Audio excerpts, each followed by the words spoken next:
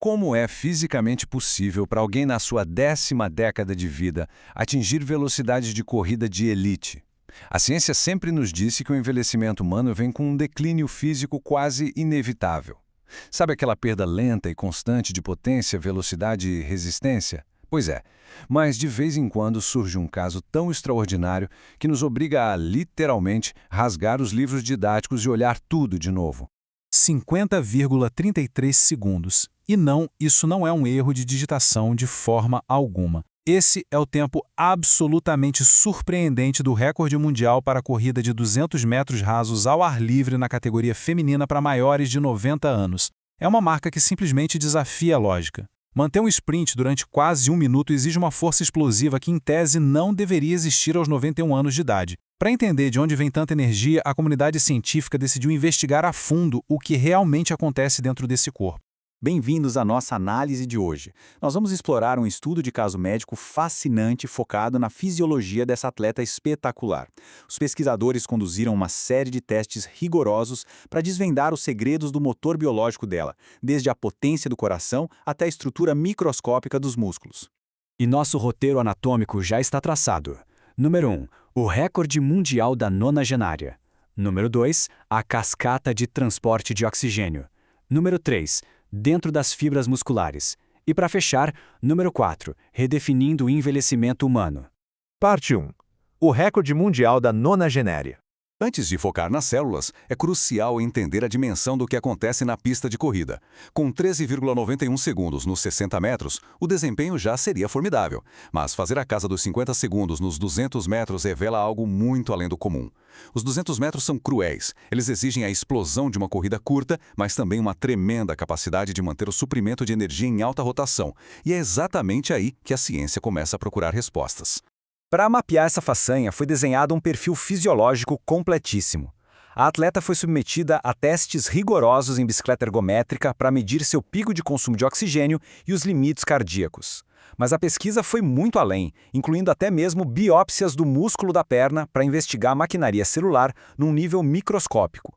Tudo isso para desvendar as duas faces essenciais do sprint: o fornecimento de oxigênio de um lado e a força muscular bruta do outro. Passando para a parte 2, a cascata de transporte de oxigênio. Bom, para correr tão rápido por 50 segundos, o corpo não pode depender apenas da energia imediata. Ele precisa captar e entregar combustível sem nenhuma interrupção através da cascata de transporte de oxigênio. É como uma linha de montagem incrivelmente eficiente. O ar entra pelos pulmões, o oxigênio passa para o sangue, o coração atua como uma bomba gigante empurrando esse sangue rico em oxigênio pelas artérias até ser extraído pelas células musculares para criar energia pura e explosiva.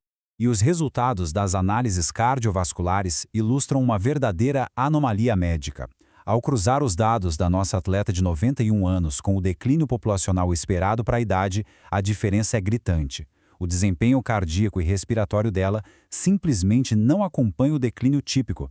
Os níveis estão alinhados com os de mulheres na faixa dos 50 anos. É quase como se o coração dela tivesse estacionado no tempo 4 décadas atrás. Para dar uma ideia mais clara dos números absolutos, o pico de consumo de oxigênio atingiu a média cravada para alguém 40 anos mais jovem. No esforço máximo, o coração dela conseguiu bater 141 vezes por minuto. Isso se traduz em absurdos 13,5 litros de sangue sendo bombeados a cada minuto. O motor macro do corpo dela não só funciona, como tem o desempenho de um esportivo recém-saído da concessionária. Vamos para a parte 3, dentro das fibras musculares. O oxigênio chega a todo vapor, mas o que acontece quando ele alcança o destino final? Nossos músculos são compostos basicamente por 2 grandes grupos de fibras. As fibras de contração lenta amam o oxigênio e são feitas para resistência. Já as fibras de contração rápida são feitas para pura potência e velocidade, mas cansam logo. À medida que o ser humano envelhece, a regra geral é que essas fibras rápidas atrofiem e desapareçam, levando embora a nossa velocidade e força de arranque.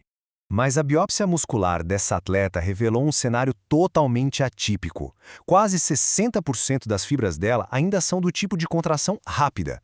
Manter essa abundância de fibras explosivas na 9ª década de vida é algo extremamente raro e, sem dúvida, a peça-chave que explica como ainda é possível gerar força suficiente para quebrar recordes mundiais de velocidade nessa idade.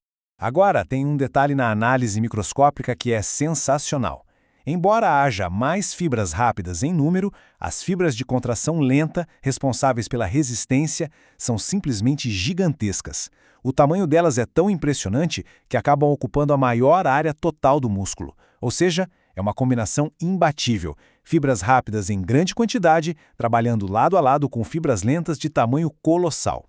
E o segredo para conseguir sustentar fibras de resistência tão grandes está nas rotas de abastecimento. Para isso, a capilarização entra em jogo. É a rede de minúsculos vasos sanguíneos que envolvem as células musculares. Sem uma rede densa de capilares, as fibras literalmente morrem de fome por falta de oxigênio e nutrientes. Não importa o quanto o coração trabalhe. Preparem-se para este dado, porque é um dos mais inspiradores de todo o estudo. A rede de capilares dessas enormes fibras de contração lenta tem um nível de desenvolvimento comparável ao de mulheres na faixa dos 20 anos. Além disso, as células satélites, fundamentais para o reparo do músculo, estavam posicionadas perfeitamente prontas para agir. É de fato um ambiente celular jovem e prosperando dentro de um corpo de 91 anos. Inacreditável! O passo final na nossa cascata é descobrir o que as células fazem com todo esse oxigênio recém-chegado. Tudo acontece nas mitocôndrias, as nossas usinas de força microscópicas. A respiração mitocondrial é exatamente o processo que converte esse oxigênio entregue pela corrente sanguínea em pura energia metabólica. É isso que impulsiona cada passada vigorosa na pista. E ao testar a função mitocondrial e a capacidade do músculo se recuperar após o exercício, os resultados mostram uma preservação fenomenal. Enquanto a função dessas usinas costuma despencar com a idade, os geradores de energia nas células desta atleta processam oxigênio com uma eficiência que bate de frente com pessoas décadas mais jovens, sem aquele comprometimento típico que a gente costuma ver no envelhecimento natural. Chegamos à parte 4, redefinindo o envelhecimento humano. Afastando um pouco o microscópio, o que essa montanha de dados médicos nos ensina? Nós temos aqui a tempestade fisiológica perfeita. A altíssima e rara quantidade de fibras de contração rápida dá a velocidade. As fibras lentas, enormes e supervascularizadas dão suporte. E um sistema de respiração celular totalmente preservado garante que o tanque de oxigênio nunca se esvazie.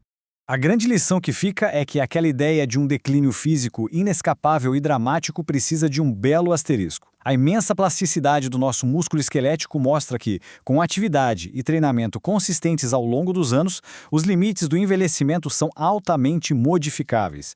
Nosso corpo tem uma capacidade de se manter irrigado, forte e veloz que supera muito as expectativas da medicina tradicional. Pegando as palavras dos próprios pesquisadores, esse caso monumental desafia as suposições predominantes sobre os limites do desempenho humano em idades muito avançadas. Fica provado que a biologia não impõe uma data de validade abrupta à nossa vitalidade atlética celular apenas porque acumulamos mais algumas páginas no calendário. Fica aqui uma provocação final.